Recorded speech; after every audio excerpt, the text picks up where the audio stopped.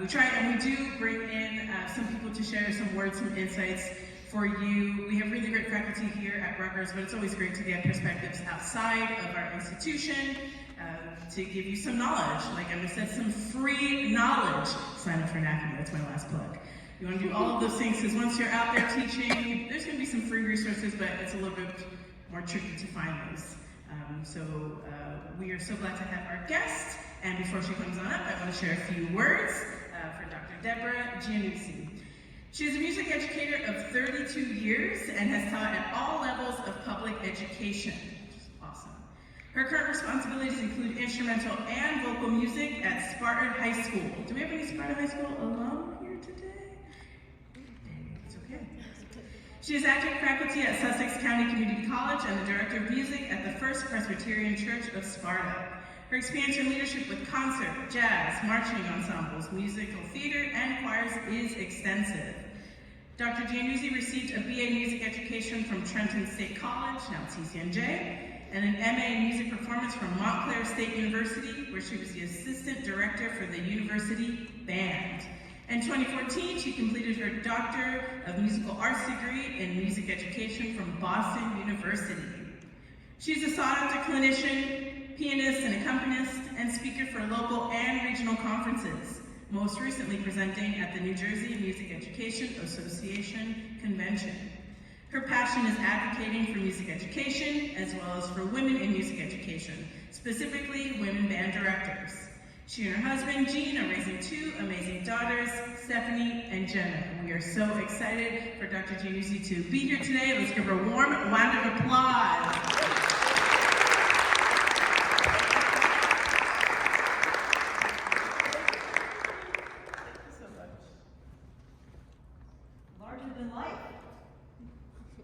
That's a big picture. Hi. You should move down. You're going to learn that first. You go into class and you don't want them all sitting in the back. So if you feel like moving down, go ahead and do that. I'm just going to move my water bottle this way. Okay. So preparing for this presentation today, Dr. Martin, who I've been friends with for a long time, maybe longer than you've been alive. But thanks to hair dye, I might not look that old. So he said, would you like to, and before he finished, I was like, yes, of course, come to Rutgers and speak to the kids at their opening assembly. I'm like, all right, about what? Whatever you want. Oh, that's a can of worms. You ever play pinball? You shoot the pinball and it goes, right? Yeah, that's where my thoughts went. So it took me about 3 weeks to put them all down on paper, because I had so many things I wanted to tell you, but I have, not all day to do it. You don't want to hear me speak all day, and it's not going to stick in your head. So I tried to keep it in a box, okay? So I wanted to come today to talk to you about a journey. So for some of you, this is the very beginning. For some of you, you're about to take flight because this is your senior year, or you're close. For me, I'm looking at what do I do next after 32 years of teaching. I'm not quite done yet, but I have to think about those things, because sitting on my rumpus in Richmond, if you know that piece, Jazz Friends, by Duke Ellington, that come later, but that's not me. I can't even stand at a podium for a long time. I have to move, and my whole career has been about moving and enjoying a journey. Okay, and enjoying a career. So I want to talk to you today about that journey in seasons, just like the 4 seasons that we have. All right, so spring. How many is your favorite? Spring is your favorite? Couple. Okay, good. Excitement, learning, experimenting, wonder and awe, and sowing seeds and growing roots and establishing gardens and reputations. When you start teaching, you are doing all of those spring things. You are like the master gardener. Okay, so I'm the oldest of 4 kids. I'm the only girl, so I was the experiment. Both my parents have musical backgrounds. My dad played set and guitar. My mom was pretty much a play the piano by ear, and they both sang, and they both had recordings on Decca Records, and that's what they did. So of course we were going to have some kind of music. So, the first kid, she will, I popped out singing, but she will play the piano. didn't ask me. They said, you will play the piano. Okay, so I'm 7 years old, I'm playing the piano, and after a while I hated it. Because people would come over, Dad, go sit down and play for Aunt so-and-so. Go sit down and play. And I would do everything I could to not have to do that. Because I was not going to be their circus monkey or their parrot. And, so I fought that. But you know what? Every time I finish playing a musical run, I say thank you. Because my mother forced me to play the piano. Because the piano is it has been there when it's been winter. And when you need to go to someplace, my piano has been there, so it's my other half. Okay, so we'll talk about winter in a little while. So, I landed, after we moved a couple times as a family, we landed in the Mount Olive schools. Anybody Morris County, Mount Olive area? Okay, so we landed in the Mount Olive schools. And I was in chorus throughout middle school, throughout all of high school. Then, back up. So the marching band needed someone to hold the flag at the end of this American-themed show, and I was like, okay. So I held this flag, and this really cute senior drummer was like, you should be in band. And I was like, okay. It was a freshman. So here I am in band, and I went to the band director, and he's like, what would you like to play? I want to play drums or the tenor sax. And he said, how about baritone? And I went, okay. And that's what I did. So I played euphonium for 4 years in band in high school. Mr. Felsen was my band director, and Laura Anderson was my choir director, and I was in choir and band and jazz band, marching band and pit orchestra and the musicals, summer camps and community theater, whatever I could get my hands on, I wanted, because spring was about awe and wonder and excitement and doing everything you could do to get as much to suck in my little brain that I possibly could at the time. Okay, so I was hungry. Later, I realized how much those teachers actually did for me behind the scenes. And we'll talk about that too. So I was in jazz band. I'm a classically trained pianist. And I'm in jazz band. Okay, so what do girls do in jazz band? They either sing or they play the piano. Or so they said. That's stereotypical. Okay? I did see the Ellington Orchestra once, and the only female was the bass player. And I was like, you go, girl. But now, after 32 years of teaching, we've been breaking some ceilings. So, I wanted to learn different things. So 1 year I played the trombone in jazz band. I learned to play the trombone so I could play trombone in jazz band. Then I learned to play the trumpet so I could play trumpet in jazz band. And I played that for 2 years. Because I wanted to do those things in jazz band. And I'm a classically trained pianist. So, one of the really important things is I had parents, especially my dad, when I wanted to do something, he said, if that's what you want, okay.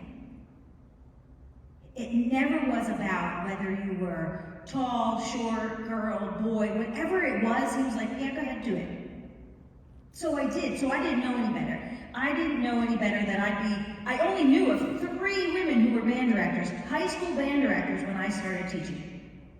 I didn't know any better. I didn't realize that that was going to be something that I had to work for and pave a way. And I'm so happy that we pave ways for all of you.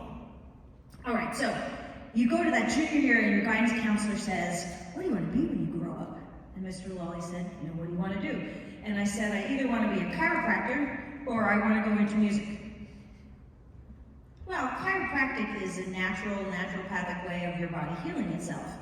Well, so is music, don't you think? Music is a naturopathic way of healing ourselves in many other ways. Okay, so either way, but when I said I wanted to go to music, he looked at me and said, why would you want to do that?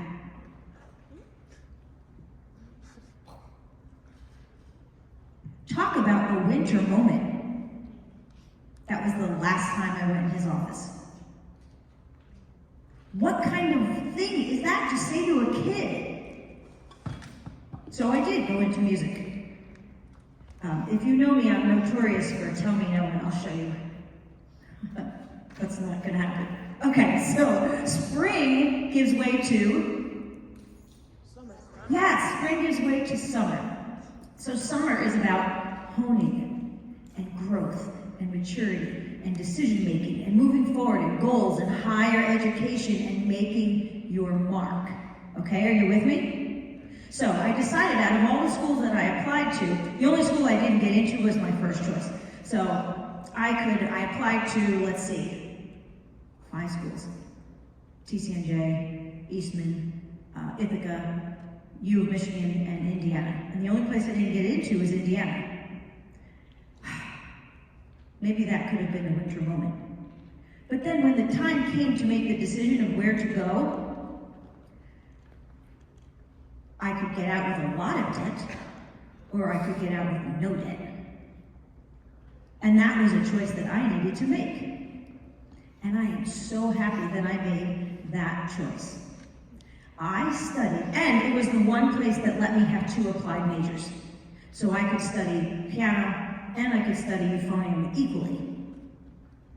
So ultimately, the finances and the instrumentation was my choice maker. So I go to TCNJ, I studied under Dr. Suzanne Hickman, my voice teacher, Mr. Butterfield, who was with the American Symphony. He was Tubby the Tuba student, if you know that. He gave me opportunities that sometimes people don't get to have. I played in an opera on euphonium. I played with the Salvation Army bands. He was ready to take me to Washington, D.C. to do an audition for the Air Force Band. This guy did so much for me. But the one man who did everything, who's my hero, was my piano professor, Mr. Irvin. He could put me in my place with the softest sound of disappointment. But he was my cheerleader. When we did a concerto competition, he was my accompanist. And then he asked me, what do you want me to wear? What? My teacher's asking me, what do you want me to wear? And then when I won, we went and picked the piano that was delivered to the college for the performance with the orchestra. And he went with me and tried all those pianos. That's the kind of teacher I was going to be. Somebody who did what he did for me. Okay. Winter moment. Let's consider winter moments are moments that make you go, Okay? So I had a guidance counselor. That was a winter moment. Mr. McKinney was a clarinet professor. He taught music history. He made me hate the clarinet and classical music. I'm not that way anymore.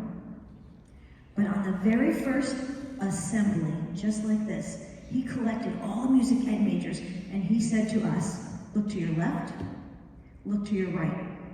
Half of you aren't going to make it.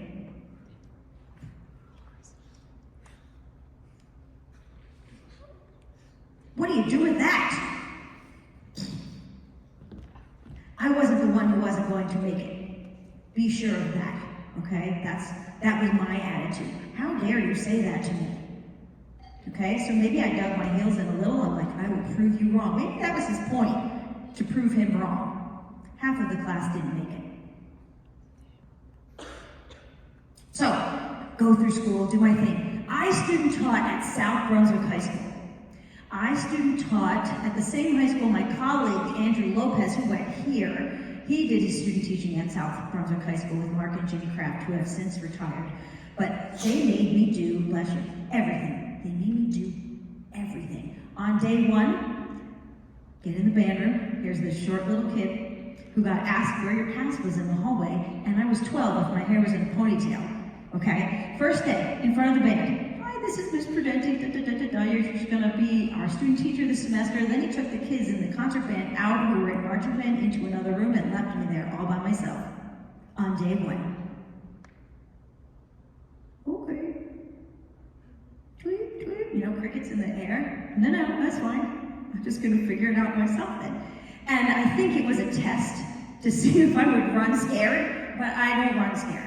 Okay, so you grab the bull by the horns and you go, you start. You have the courage to start. Okay, so student teaching, I didn't know that I was going to really teach. I don't know that I thought I knew what I was doing. really cut out to be a teacher until I student taught. So if you don't know quite yet, it might not be today you know. It might take a little while. Let your journey progress, okay, and figure it out. Because when I student taught, that was it. That I knew right then, that's where I belonged.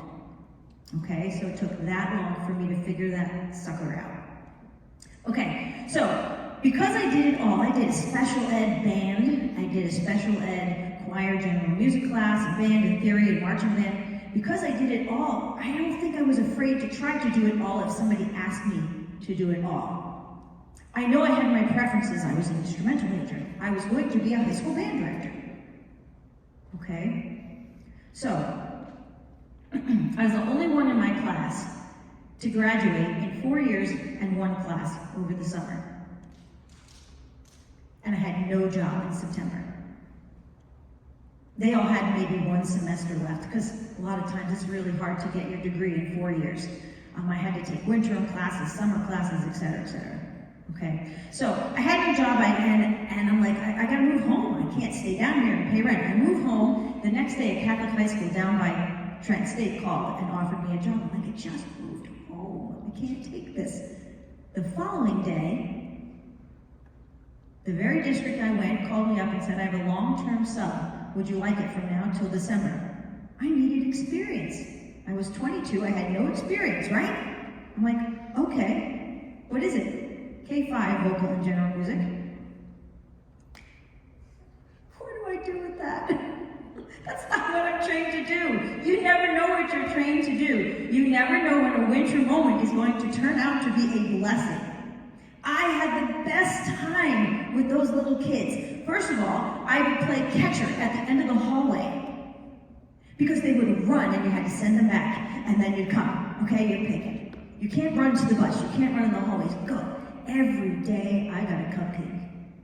I didn't eat it because you didn't know where it fell before. But every day I was that special teacher who got a cupcake because you give your special teachers your birthday cupcakes.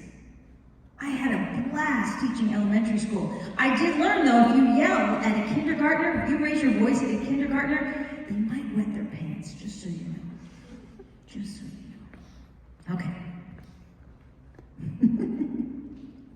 So, in the meantime, I was interviewing. I went to an interview once, and you're going to have a bunch of interviews. And don't worry if somebody says no, or we can't have you right now, because I was at one interview, there were 75 applications for one position. This is a long time ago, and the guy looked at me and goes, I wish I had a middle school job for you. At least he knew that I could be good. So I took that little winter moment, and I said, all right, somebody believes in me. Let me see what I can do, okay? This is okay, a little disappointing, and you get back on the horse and you keep going. Okay, so by February, so I had this long-term sub I had a blast. By February, I had gotten a job in Pompton Lakes. Anybody close to Pompton Lakes, Pompton Plains, Wayne? Okay, so I started working there, and I met this chemistry teacher on the very first day, who kind of came alongside me. I don't know if he thought he could get a date out of it. I don't know exactly, but he became a very, very good friend. And we would go out on every Friday. We would go out to this one little pub, and I still have the placemat from the very first Friday that I was teaching, with the watermark from whatever I had to drink on that day, and a list of about 1 million things that I needed to do. And I kept that as a reminder of how cool that was to forge my way. Okay? So, like I said before, when I went to Pompton Lakes, it was a 6 through 12 instrumental position. So I taught some strings. I don't know anything about strings. I took the strings classes, but didn't prepare me. So I had to really learn strings. And then eventually I had to teach choir. Wait a minute, you want me to do what? All right, I'll teach choir too. It was fun, I love to sing. Okay, so I also taught choir. I had this teeny tiny room. It was like I had a triangular shaped office. I didn't care, it was my office. I had an office, woohoo, at 22 years old. Okay, again, don't turn your nose up to any triangular shaped office. Okay? okay, that might turn into what I have today, which is this tremendous performance space that we built, that I drew myself at Sparta. I walked through the very drawings I made. Okay, so that triangle office, it's okay, it's a great start. Remember, that's your spring and summer, okay? All right, I gotta get moving here. So, I go to Sparta. Then I want to get my master's. I went to Montclair State University. My teacher was there. I studied under Steve Johns, who was the tubist with the Met Opera Orchestra. I had a great time. I had to learn to manage my time, but I needed to move on the guide because I needed to make a little more money. So I needed to go back to school, and I'm a lifelong learner, so it made sense. Okay? And then I felt this need to move on from Pompton Lakes. It was time. I was tenured. I gave up my tenure. I was not afraid to give up my tenure because if you are good, the tenure doesn't matter. Okay? Things can happen. But I wanted to do something more. And I wanted to change my environment. Okay? So I gave up my tenure and I started that over. So I teach right now band, choir, AP Music Theory, advanced piano, and one of the jazz bands. That's my high school gig. At the county college, I teach intro to oral comprehension, so sight singing, ear training, and applied piano. And at the church that I'm the director at, I have a handout choir, which I thought I was the most nervous about. It's the most glorious thing. If you ever get a chance, do it. To have the handbells all around you, it's like putting your head between two gongs that are perfectly resonating. Okay, handbells are awesome. And I have a choir, and I have worship bands. I have like little rock bands. What a life. It's awesome. And I enjoy every moment of it. Every moment of this journey, every change that I have made, I have enjoyed. So when I came to Sparta, the very first thing I did, and I suggest you do this, meet the teacher. I sent out a message, meet the teacher. And the room was packed. I thought, wow, they all want to meet me. Awesome. And all they cared about was the jazz band. I'm like, something's wrong. If all you care about is something that happens for an hour and a half once a week after school. What about the concert bands? What about the other things? No, all they wanted to know was what was going to happen with the jazz band. And I thought, oh, I'm a classically trained pianist.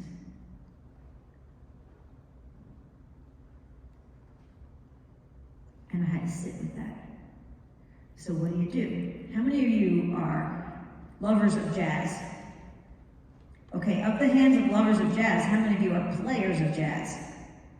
Okay, how many of you in the future may have to do or want to do some kind of jazz in your teaching? Okay, how many of you know nothing about jazz? And that's okay too. So guess what? Take the classes.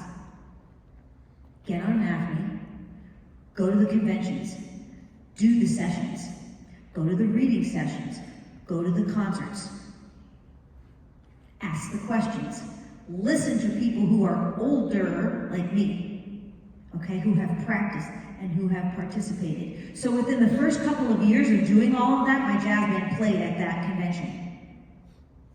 I'm a classically trained pianist. It's still music. You just figure out which beat it doesn't go on. And you get a good snapper. Okay, practice snapper, okay? So, do it. I was the first woman president of the Region 1 Jazz Association. I was the first woman to conduct the Senior Region Jazz Band as a classically trained pianist. So I did the work that I needed to do to get to where I wanted to be. Okay? We competed in the Ellington competition, and I met Wynton Marsalis as a young kid, and I thought, I'm going to tell you all of my background. You were my idol. I love you. Da, da, da, da, da. And I got to meet him, and I shook his hand, and I was like, hi. I was starstruck. And then a couple of years ago, we went into a rehearsal of the Jazz at Lincoln Center, and I sat right behind Wynton Marsalis, and his name was right across the folder, and I was starstruck. And at the end of that session, he came. I have this awesome picture. He put his arm around me, and I thought I would freeze again. And he thanked me for everything and the music teachers do to advocate for jazz. And I thought, I was that kid who knew nothing about jazz. And I did what I had to do. And now Rick Marcellus is hugging me. I was starstruck again after so many years. So do the classes, okay? So today I work with 4 other faculty members in the high school, so there's 5 music teachers. We all team teach together with each other. The best part about that is we share the same vision. It's not band is great. It's I agree that choir's great and orchestra's great and general music is great and the sound engineering is great. We all support one another. It didn't just happen. We worked to make that happen. Okay, so if you have a winter moment, what are winter moments? Those are seasons where you might feel cold and isolated, where you may have to make a change, right? You may have to eat the comfort foods that come with winter, yes? So the comfort foods are the things that make you feel better, like presenting at a conference, like coming here today to kind of tell the story, tell my story, to inspire young educators. Okay, I love doing that. So yes, you are going to have seasons. Okay, but when you have a season, ask for help. Seek out your mentors. Take a break. Do something different. Make a change. Learn something new. Take a class. And my 2 favorite phrases. First one is, I can't do this yet. Yet. And then, even if it feels yucky, get up and do it. Even if. Okay? So in those winter seasons, don't look at them as sad and lonely. Get in there and look at them as ways, times to think and change and just reevaluate. Because that could also flourish into something else. Seeds are planted waiting for spring. Yes? Yes? Okay, you're right. Good. All right, so autumn, last season. Autumn is a time to reseed, right? It's a harvest, to look forward. It's not an end. It's to enjoy the arrival, right? Your accomplishments, your reputation, your relationships with all the stakeholders, secretaries, custodians, administrators, colleagues, families, parents, grandparents, senior citizens. By the way, they vote for your budget, okay? So embrace the grandpa and the grandma, okay? So how many people will you have an impact on? If you're a big math person, think about you have 200 kids a year times 32 years. It's a lot of kids, right? So I have a kid of someone I had. They're super young, but wow. So my dad, who taught for 37 years, he was a phys ed teacher, he met a kid in the Grand Canyon across the country. You are going to have an impact and you won't even know it. I'm going to say that again. You will impact people so greatly, and you might not even know it. And occasionally, you'll get a note from someone that says, I'm sorry I was such a jerk in high school, but I loved band. You were my favorite teacher. You will have an impact that will go beyond the 4 years here, or even the 32 years of a teaching career. So 33 years later, I am, looking down the edge of retiring from public school, but I'm not done yet. So what do I want to do? I think I want to accompany more. I want to go back to playing the piano more. Region choirs, maybe solo recitals, scholarship auditions. So I'm going to play. Maybe I can guest conduct more. I've done a little bit of it, and I really love that. Maybe I can do that. Maybe I can keep speaking at things like this, where I can hopefully inspire people at conferences, at different clinics. Maybe I really want to supervise student teachers. Maybe I can do that. I think I have a lot to offer in that area. Maybe job hunt for something beyond Sussex County Community College. So that means I need an updated resume. So now I'm right with some of you, right? Maybe I'm going to make a YouTube channel for young educators as a resource. Maybe that's something I want to do. Maybe I'll expand my church gig. I will definitely keep advocating for music education for all and for women in music education. So what do you need to do? Save the important things like that placement on your first weekend of teaching. Don't be afraid of your mistakes. Communicate. Know your people. Get involved, be seen, don't hide in your office. Okay? Make friends outside your music walls. Don't be afraid to ask for help. This is like my sage advice section. Take the last minute gig. Go to the reading sessions, go to the conventions, and take the sessions. And keep learning. So when I got an itch after Montclair, I also got 30 credits towards counseling and guidance. And then I realized I do more guiding in the band office than they do in the guidance office, so I stopped that. Then I got a certificate in supervision from Seton University. And then in 2014, I finished my DMA in music education. It's the hardest thing I've ever done, but no one can take that away from me. And it's just something that will never ever get old. Something that I worked so hard for. And in that, I got married, I adopted 2 children, and one's a senior who's planning her next phase of life. And that's really the only thing that makes me feel old. So, final advice to you. Begin and finish strong. Begin and finish strong. And it's okay if you have a winter season. Even if it doesn't feel good, it might be a blessing later. Okay? Thank the people who did things for you. Thank those who did them for you. Give back when you can. Pay it forward when you can. And try to find joy in all of your ages and all of your stages and all of your seasons. Don't expect joy all the time. Go make it. Find it and make it yourself. And after all of these years, I am still finding joy in the journey. And I hope to keep doing that. So I appreciate you having me. I appreciate you letting me come up and speak with you today. It's been an honor. I wish you all the very best. I'm going to hang out for a while if you want to talk, and I can share an email address if you have any questions. Anytime you want to chat, I will be of help if I can. So thank you very much.